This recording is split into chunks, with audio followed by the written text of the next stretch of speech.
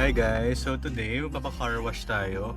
First time natin dadalhin sa car wash yung sasakyan natin dahil medyo may kadumihan na. Pakita ko sa inyo mamaya yung mga yung status ng sasakyan natin. First time natin magpapa-car wash pero hindi naman to first time mahugasan. Sa bahay lang talaga ako nagka-car wash, ako lang.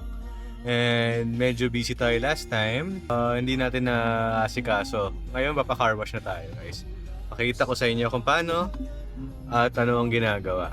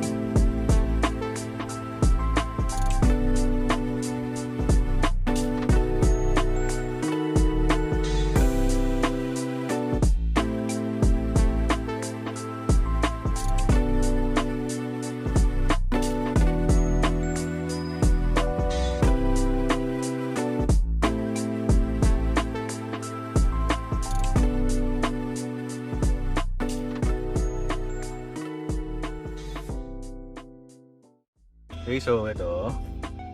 Bago tayo mag-car wash, i-car wash mode muna natin. Enter car wash mode.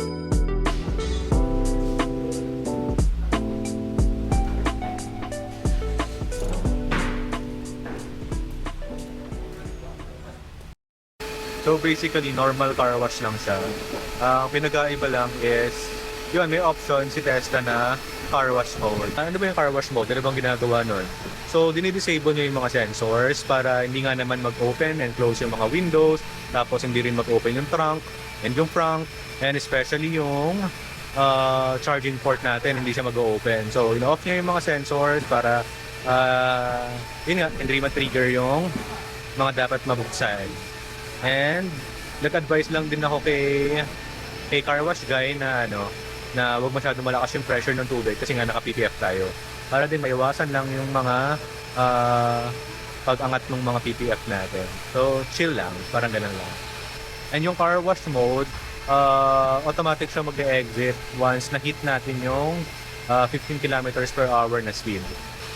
And yan, pakita ko sa inyo guys, medyo makintab na naman ng ating Tesla.